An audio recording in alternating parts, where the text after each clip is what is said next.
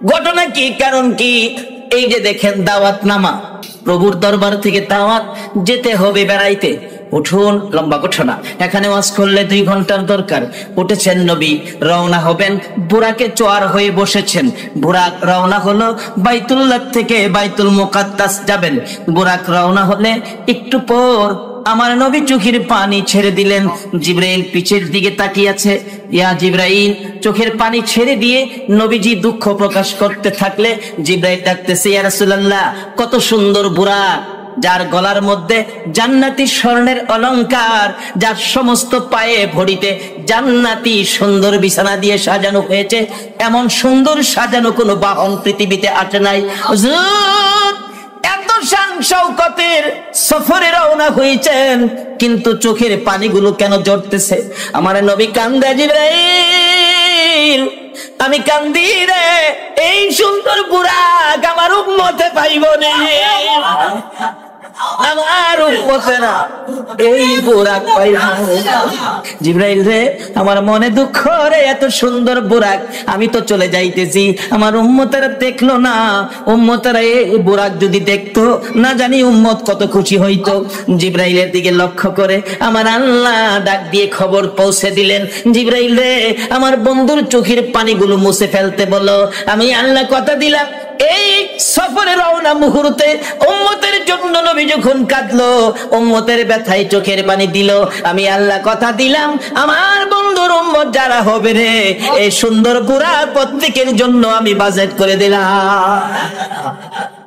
যাইতে যাইতে আমার নবীকে নিয়ে জেরুজালেম বাইতুল মুকাদ্দাস মসজিদের মধ্যে নামিয়ে দিলেন। নবী বলেন, নামিয়ে দেওয়ার পর দেখি হাজার হাজার নবী রাসূল, 1 লক্ষ মতান্তরে 2,24,000 নবী রাসূল দাঁড়িয়ে আছে।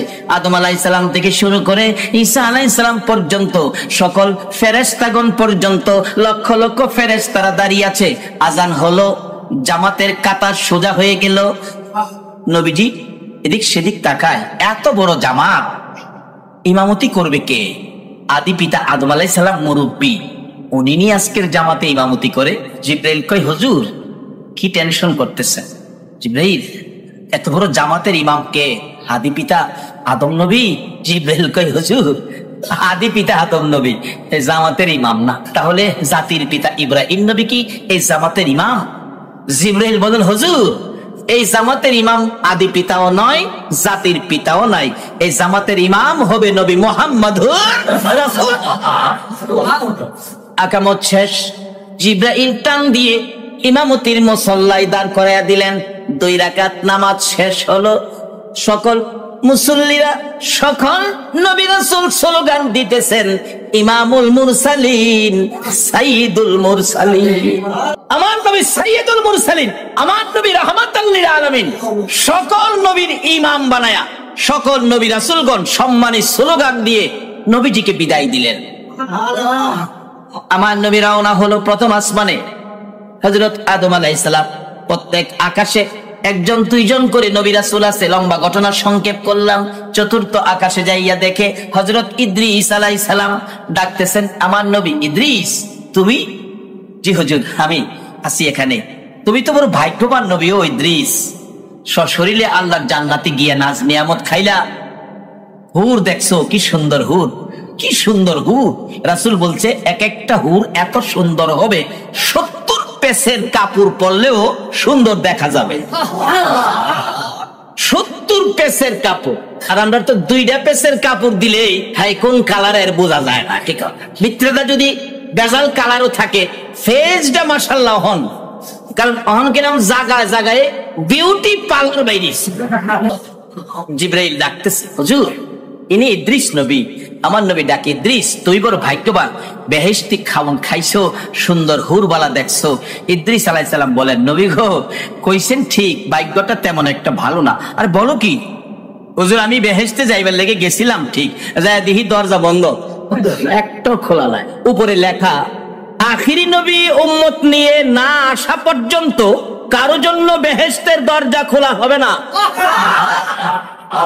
হাসরের দিন আদম আলাইহিস সালামের উম্মত, কিছু উম্মত তো সকল নবী রাসূলের আছে, কিন্তু সবচেয়ে বেশি উম্মত হলো আমাদের। সুবহানাল্লাহ না? আমার নবী হাসরে গর্ব করবে আমার উম্মত বেশি।